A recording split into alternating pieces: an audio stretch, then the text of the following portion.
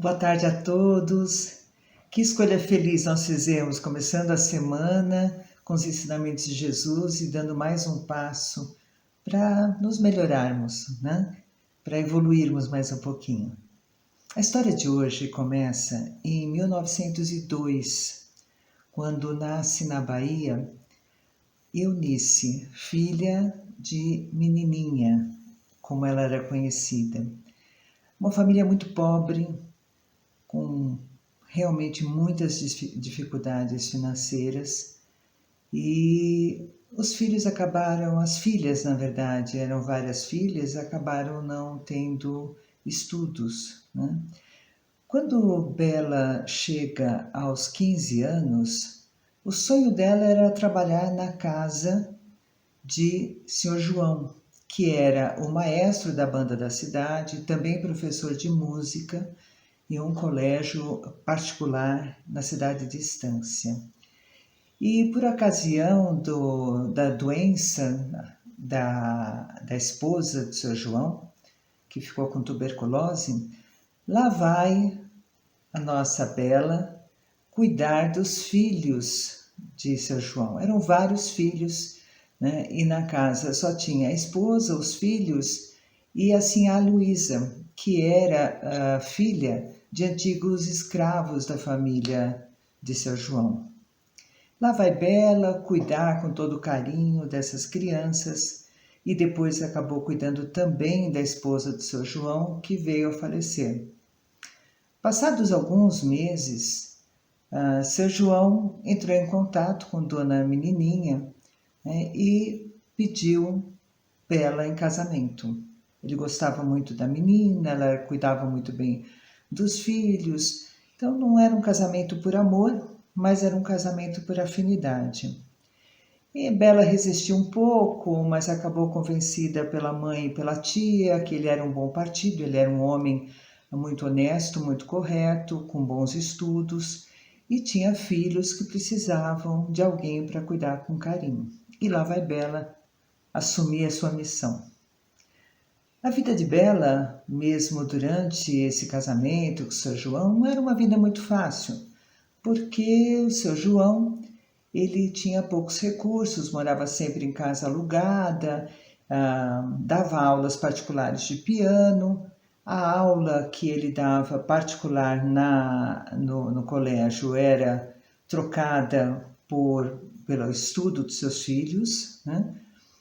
E depois de 20 anos juntos, quando Bela tinha 37 anos para 38, João faleceu. Bela tinha 9 filhos na ocasião. Ele não deixou nenhuma pensão e a casa era alugada, enfim, Bela se viu numa situação bastante difícil. Mas ela era muito religiosa, na verdade ela tinha muita fé. Ela era católica, mas ela sempre fez as suas rezas com as ervas, né? Então misturava o espiritualismo com o catolicismo e no meio dessa fé toda ela sempre pediu muita ajuda a Deus, né, para conseguir criar os filhos. Passados 2 meses do falecimento de Sr. João, ela já não tinha mais comida em casa, a situação estava realmente muito difícil. E um dos filhos do primeiro casamento ajudou a fazer a mudança dela para Salvador, porque ela pensava, aqui nessa cidade pequena, o único emprego que vai ter para os meus filhos é como operário da fábrica de tecidos, onde todos trabalhavam. E ela sonhava num futuro melhor para os seus filhos. Ela só tinha se alfabetizado porque o seu João, seu marido, a ensinar as letras, né? Mas ela queria mais para os filhos, e lá foi ela para Salvador. Ficou na casa de uma das irmãs, todas as irmãs eram muito pobres, numa casa com um quarto, uma cozinha e um banheiro. Imaginem só a situação dessa família recebendo Bela com seus 9 filhos, mas foram recebidos com muito carinho. Bela sempre foi muito trabalhadora e ela lavava roupa para fora, ela costurava, ela fazia todo o possível para criar seus filhos e sempre dentro da fé cristã. Alguns anos mais tarde, com a ajuda desse filho do primeiro casamento, ela conseguiu alugar uma casinha e nessa casinha, com o seu pouco dinheiro que é vindo das costuras, da lavagem de roupas e a ajuda dos filhos que aos 14 anos iam se engajando no mercado de trabalho para também ajudar em casa, ela foi criando seus filhos e com muita fé foi conseguindo oportunidades de estudo para todos eles. O sonho de Bela era formar todos os 9 filhos na faculdade. Uma coisa rara naquela época, muito rara, principalmente porque o estudo seria pago e a família nunca teve recursos e não podia contar com a ajuda das irmãs também e nem da mãe. Mas ela com muita fé. Tem uma passagem muito interessante na vida de Bela, que foi por volta de 1944, com os desafios da guerra, muito desemprego, muitos dos seus filhos já desempregados. Ela amanheceu um dia e não tinha comida para os filhos. Ela arranjou o que pôde, um pouco de farinha, enfim. E ela sempre rezava muito, ela tinha o costume de rezar de madrugada olhando para as estrelas. E nessa noite ela pediu: Deus, me ajuda, me manda comida, me manda alguma ajuda para os meus filhos. Na manhã seguinte, bateram na porta e um jovem com um balaio enorme de comida disse: olha, a senhora da venda vai viajar e, sabendo dos seus muitos filhos, achou que a senhora gostaria de receber esses alimentos. E Bela falou uma das suas frases: valha-me Deus, Deus seja louvado. E assim era Bela. E Bela foi de desafio em desafio, de casa alugada em casa alugada, arranjando oportunidades para os filhos. Né? E ela morreu aos 86 anos de idade, com 8 dos seus 9 filhos formados em faculdade e com a vida bem estabilizada. Né? Apenas a mais jovem, que insistiu em se casar aos 17 anos, não se formou em faculdade, e essa teve 10 filhos. Né? Mas essa é outra história. O tema de hoje é Olhai as aves do céu, que está no capítulo 25 do Evangelho segundo o Espiritismo, buscai e achareis. Então vamos ver agora um trecho desse Evangelho deixado por Mateus. Portanto vos digo, não estejais apreensivos pela vossa vida sobre o que comereis, nem pelo corpo sobre o que vestireis. Mais é a vida do que o sustento, e o corpo mais do que as vestes. Considerai os corvos, que nem semeiam, nem cegam, nem têm despensa, nem celeiro, e Deus os alimenta. Quanto mais valeis vós do que as aves?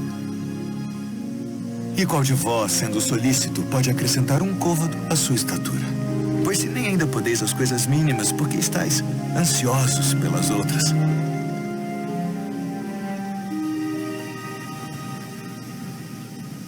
Considerai os lírios, como eles crescem. Não trabalham, nem fiam, e digo-vos que nem ainda Salomão, em toda a sua glória, se vestiu como um deles.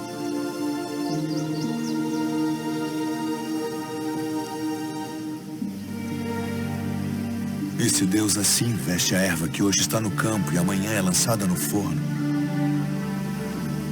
quanto mais a vós, homens de pouca fé. Não pergunteis, pois, que haveis de comer, ou que haveis de beber, e não andeis inquietos. Porque as nações do mundo buscam todas essas coisas, mas vosso Pai sabe que precisais delas. Buscai antes o reino de Deus.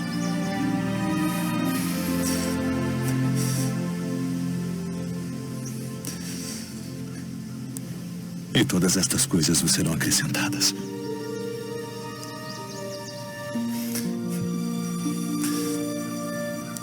Não temais, ó pequeno rebanho, porque a vosso Pai agradou dar-vos o reino. Vendei o que tendes e dai esmolas. Fazei para vós bolsas que não se envelheçam, tesouro nos céus que nunca acabe, aonde não chega ladrão e a traça não rói. Porque onde estiver o vosso tesouro, ali estará também o vosso coração. Muitos interpretam essa passagem do Evangelho como se Jesus estivesse orientando os seus discípulos a não trabalharem, né? A deixar a vida correr sem nenhum tipo de esforço. Ao contrário, isso seria incoerente com as leis divinas, com a lei do trabalho e com a lei do progresso, porque o trabalho é necessário para o nosso próprio aprimoramento intelectual e moral. O que Jesus nos orienta nessa passagem é nós não colocarmos todo o nosso foco na vida material, a ponto de nos perdermos em inquietações, preocupações e entrarmos num estado de ansiedade. O esforço que Jesus está nos pedindo é nos concentrarmos em nosso aprimoramento moral, em nosso crescimento pessoal, fortalecermos os nossos valores, os nossos princípios, seguirmos todas as leis morais que ele tão bem transmitiu no Evangelho. Hoje, com toda a demanda da vida moderna, que é muito maior do que há 2000 anos, né, nós ficamos o tempo inteiro buscando problemas e entrando em estado de ansiedade.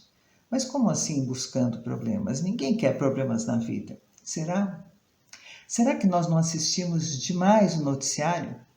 Vemos várias e várias vezes a mesma notícia? Assistimos a comentaristas insuflando a nossa indignação? Por que será que os noticiários de crimes fazem tanto sucesso na mídia?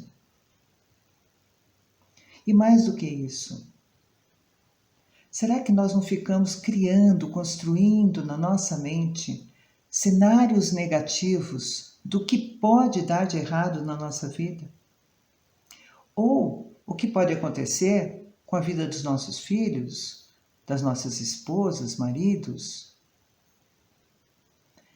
Nós não tomamos a consciência de que cada um tem o seu livre-arbítrio e todas as dificuldades têm uma razão de ser.